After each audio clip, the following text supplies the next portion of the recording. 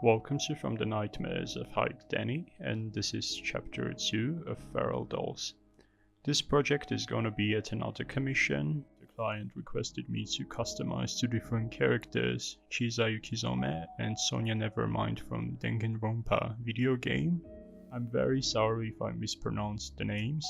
I'm not really into video games, to be honest, neither I have time to play, so I've never really heard about it.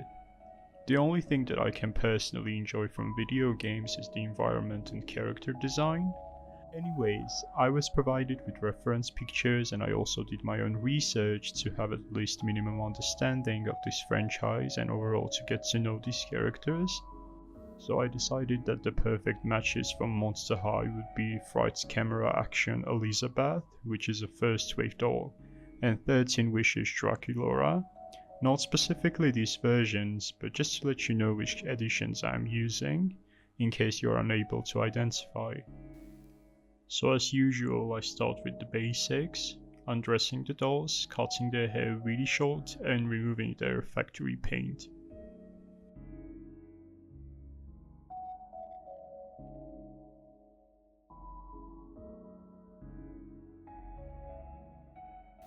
Remember my last video where I talked about my hoarding issue with epoxy sculpt leftovers? Well, I have the same issue with Monster High doll here. I feel really bad every time I cut it off, so I never really throw it away. I always do a ponytail before cutting and keep it in a bag. I don't know, maybe one day I will use all of this to make a sculpture of some kind.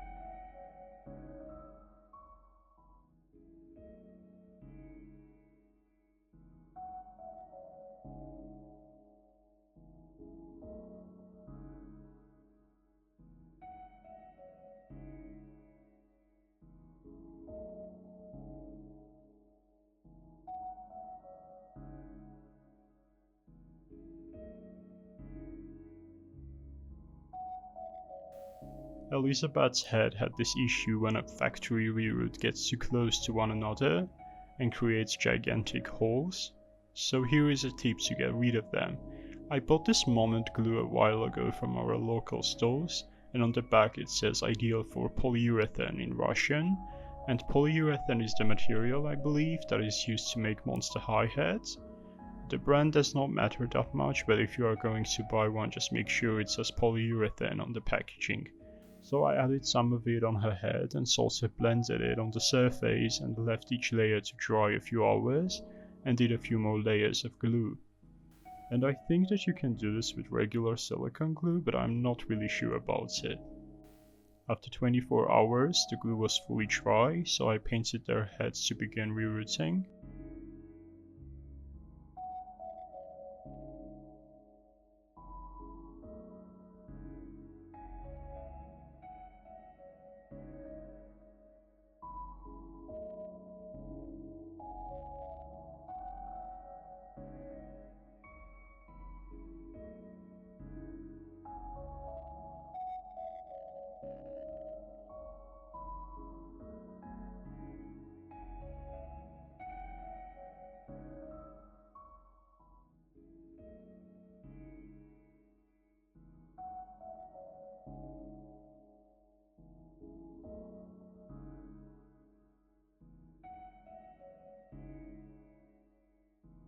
And I used alpaca hair as usual. I also decided to replace Draculaura with another Elizabeth doll, because those anime characters had very sharp jawlines and Draculaura's head was a bit rounder compared to Elizabeth.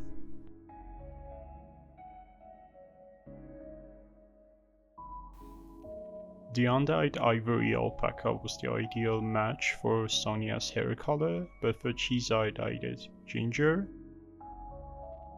and I also dyed my hands.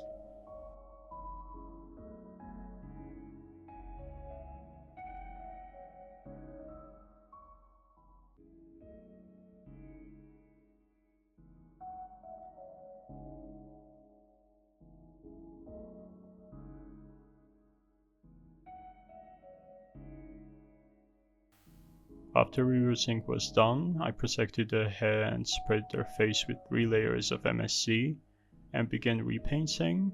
As always, I began with white blushing.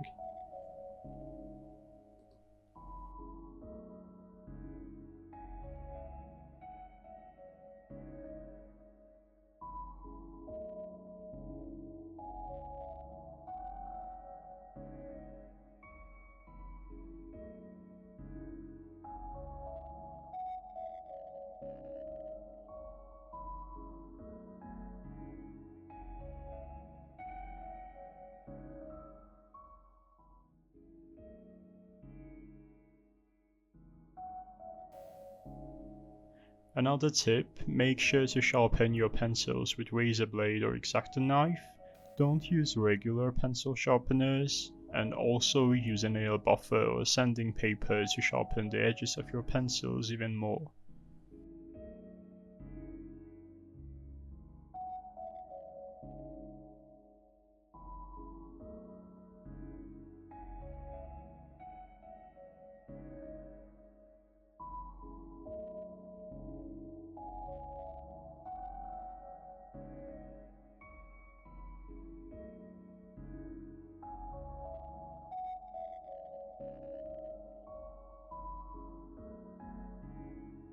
The repainting was as usual very uncomfortable for me to record, and I'm really not used to painting Dollface while holding their head on the table.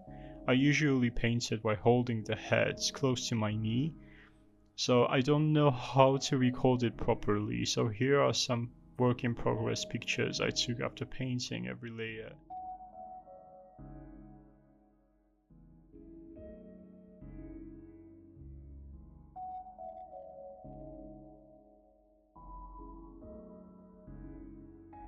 After repainting, I removed her head protection and fixed her tangled hair.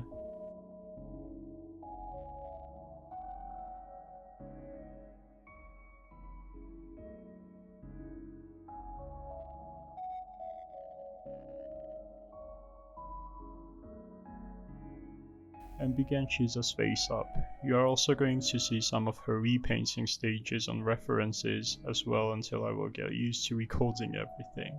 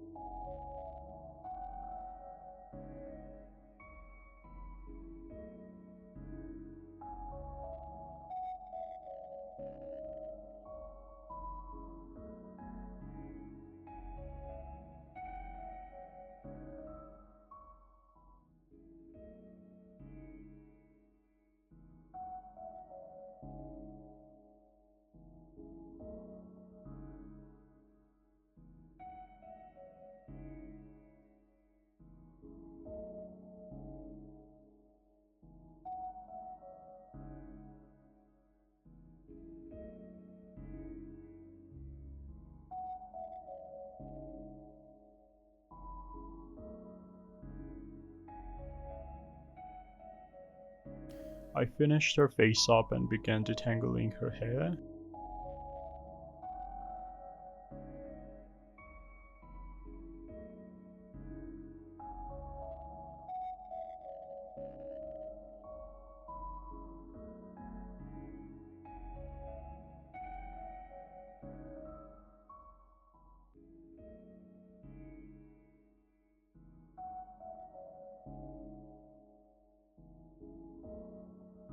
I used one of my brushes to make her hair wet.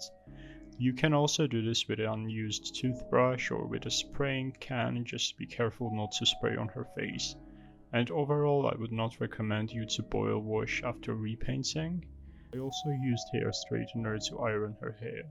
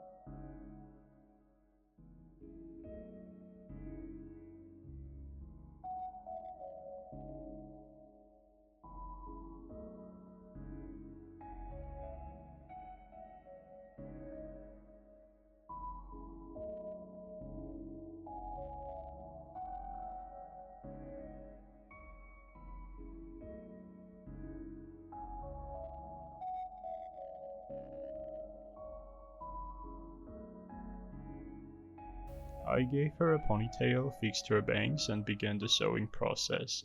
These are the patterns that I use. I have to preface by saying that I'm not really great at sewing. I have been sewing for the past year, so if you're a professional seamstress then you might laugh at either the techniques that I use or wordage that I use, because I don't know any of the lingo. I'm not coming from a fashion design school background, I've never took any sewing courses, I'm completely self-taught.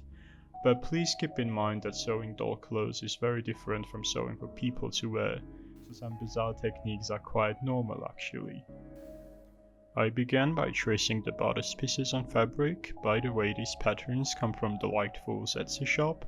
I actually made my own patterns a while ago, but they got some inaccuracies, where they were not really fitting the dolls perfectly.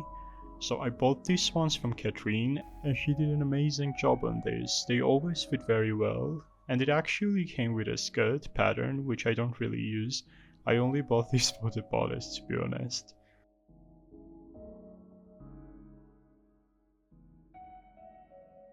I also burned the edges of the bodice pieces so that the threads won't come off and make a mess, and play on my nerves. Then I stitched their edges.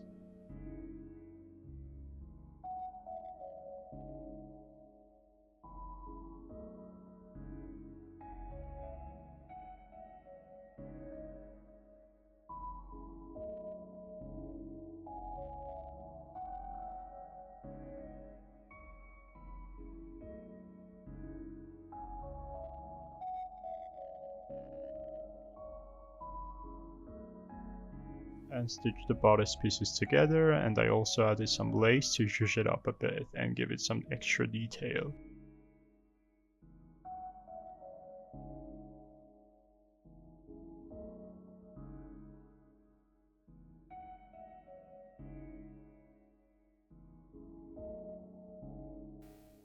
Once the bodice piece was done, I tried it on the doll's body and it fit very well, so I measured it and attached it to the skirt with my sewing machine. The skirt was made when I had no plans for YouTube, just like the previous project, but no worries, I will make a dress like this in the future, I promise.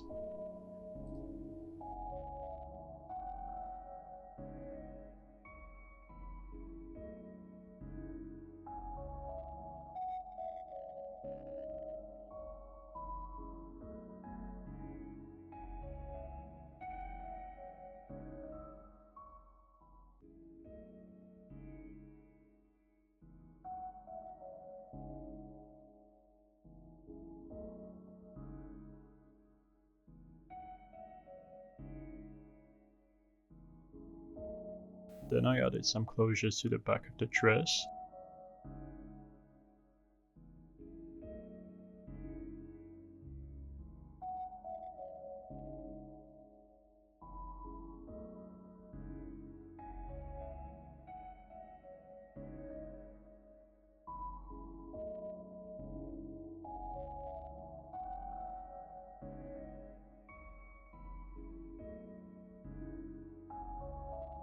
I made those shirts, as I said, in the era of not having any plans for YouTube, so I just added some lace for extra detail.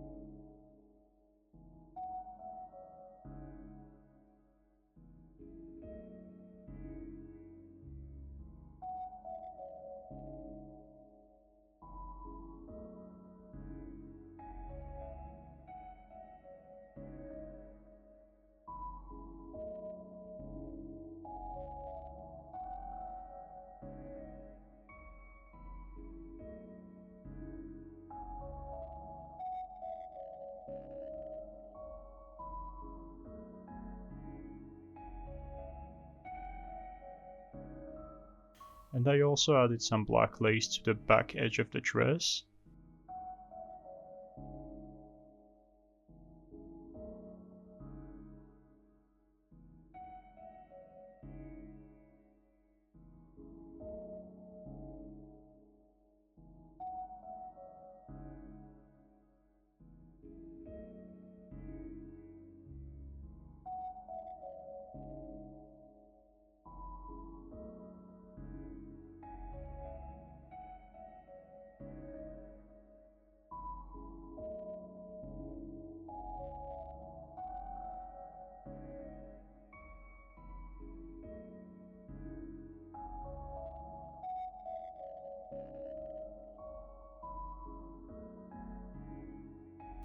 I made the bow that's in front of her collar.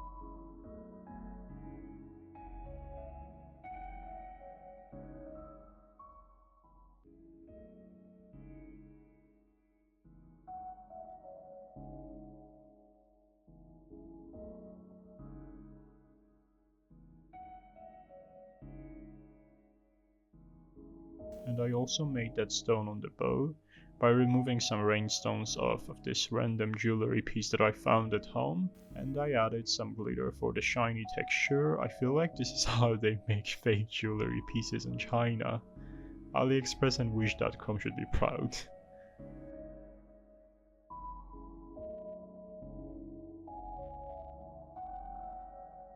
Then I glued all the pieces together and added this golden ribbon to the stone.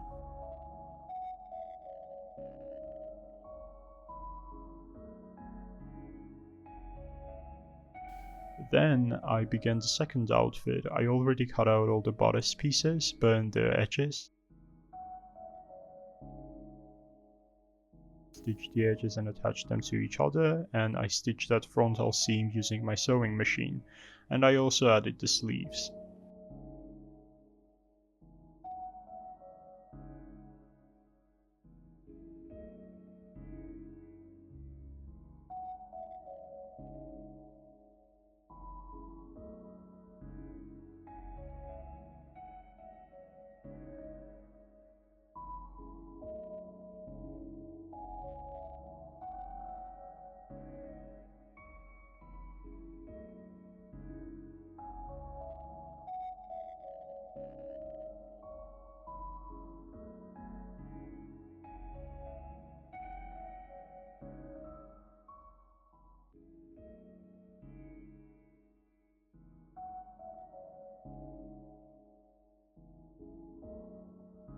I tried them on the doll, measured and cut them a bit shorter like in the reference picture.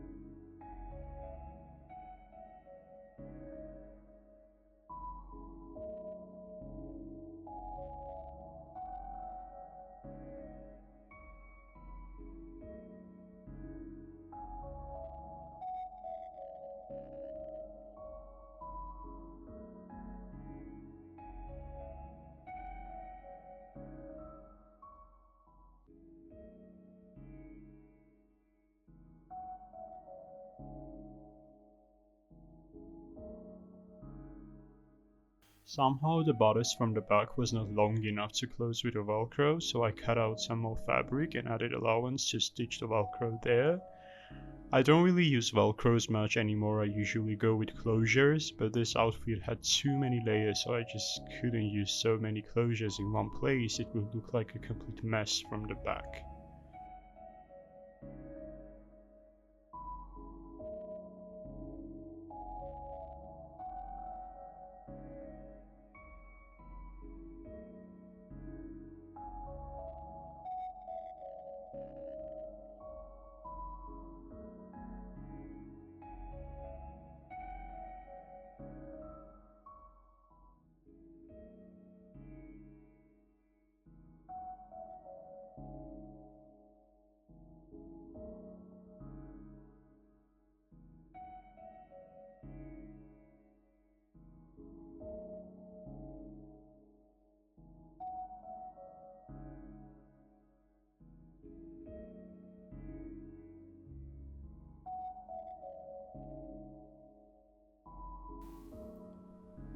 I also made the skirt, machine sewed all the edges, then I marked the folds that I was going to do on her waistline.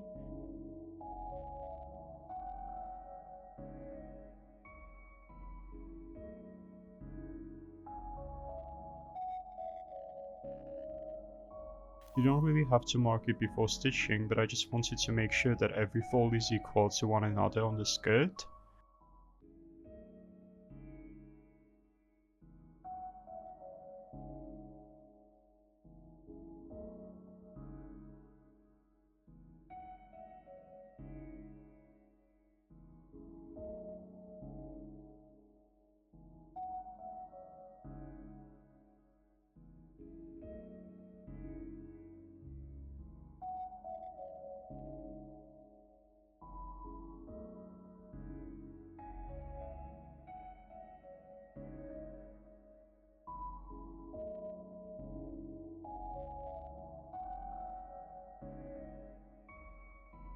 Then I attached the bodice pieces to the skirt and I hand sewed them this time.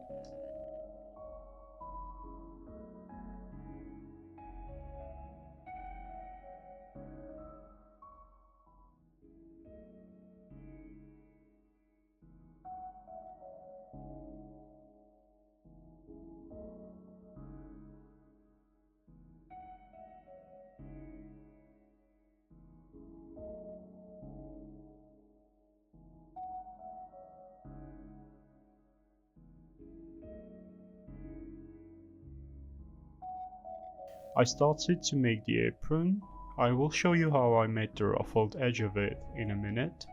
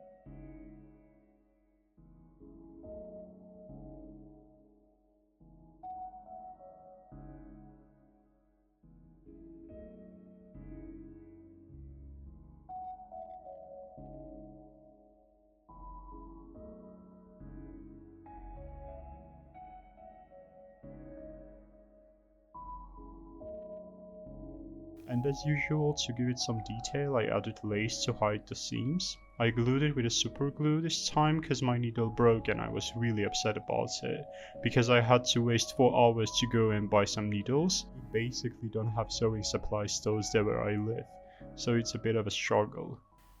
But I began to search for needles in my room, and I was so happy to find one on the edge of my armchair, which meant that I was not going to waste so much time just to get one.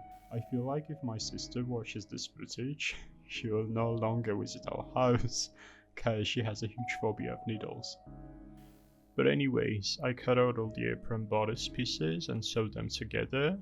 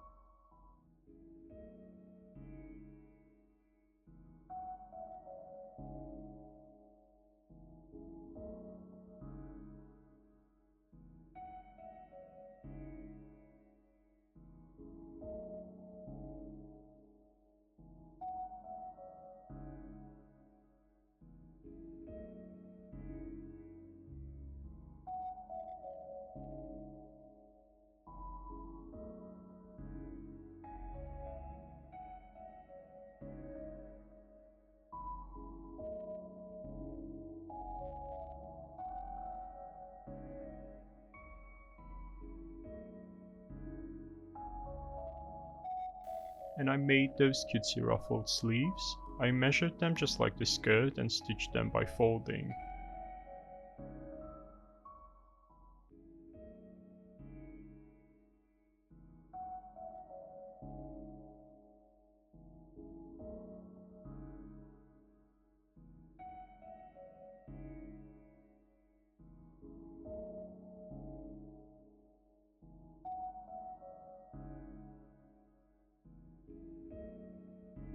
Then I stitch them on place.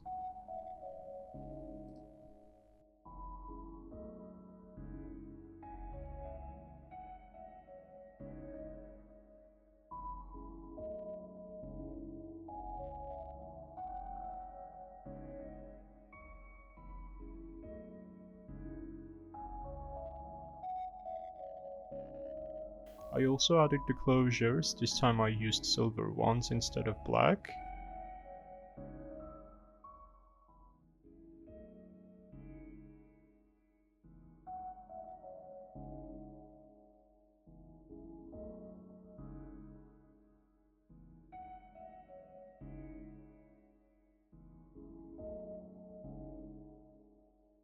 Then I attached the bias pieces to the apron.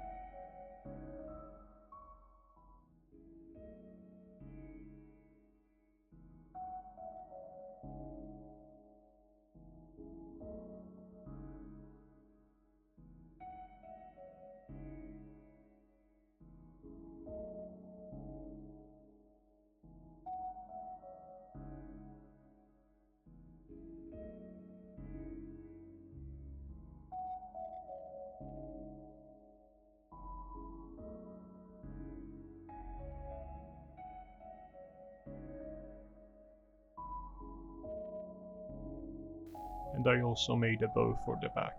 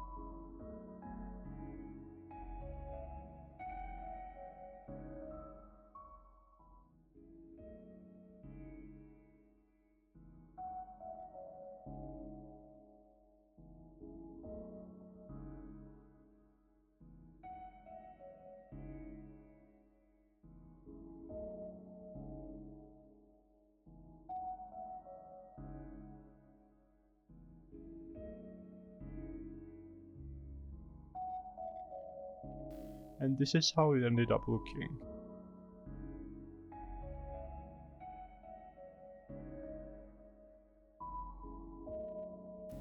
In the reference pictures they both have stockings, so I made the first one from this stretchy fabric, but before actually making it I made the pattern using aluminum foil. but I would recommend you to use paper tape because it ends up looking more accurate.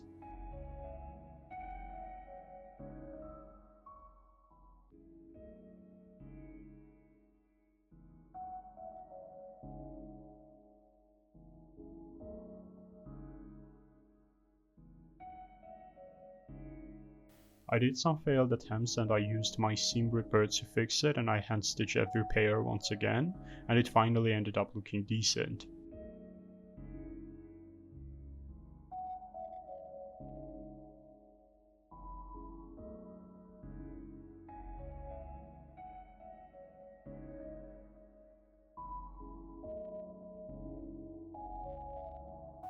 I also added some black lace to the stockings.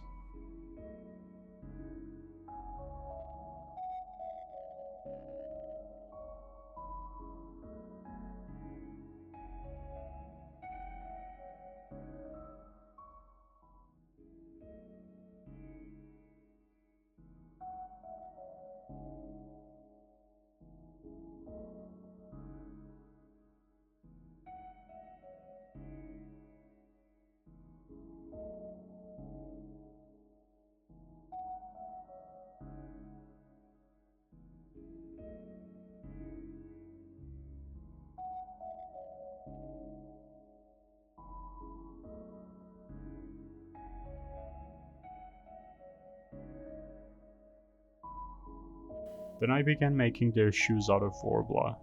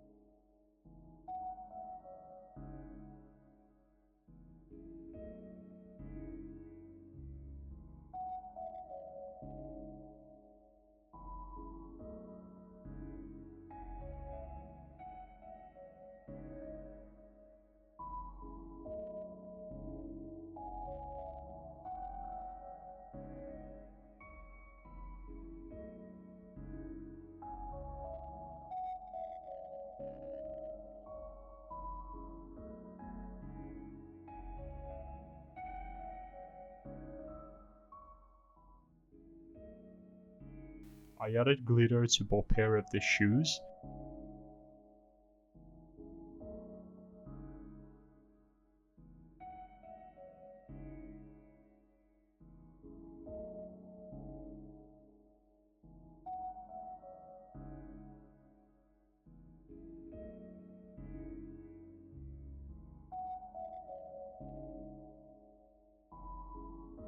Then I destroyed my sister's bridesmaid dress to get some beads and decorated the shoes with them.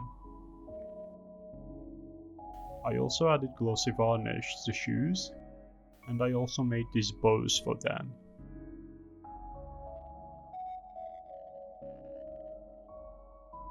The red ones kind of gave me Major Dorothy vibes.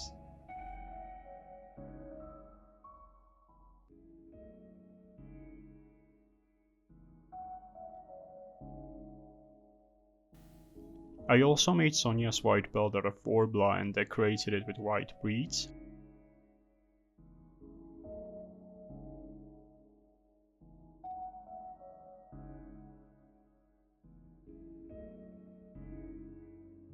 I figured out that I don't really like the texture that acrylic paint gives, so I removed the paint and tried to spray it, and the spray broke on my hands and painted my hands instead. So I ended up adding white glitter to the belt.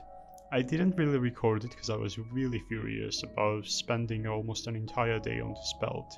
Then I also made these bows on their heads that we can see on the reference pictures.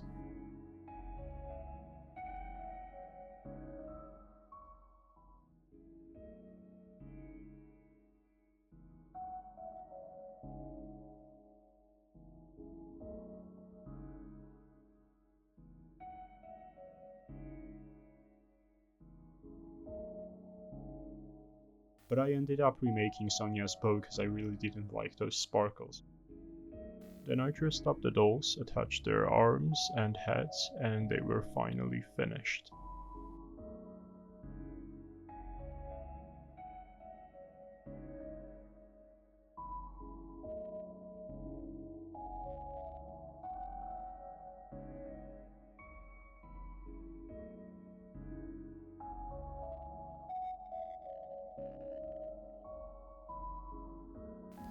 Thank you so much for watching. Now please enjoy the end result pictures, and I will see you in chapter 3.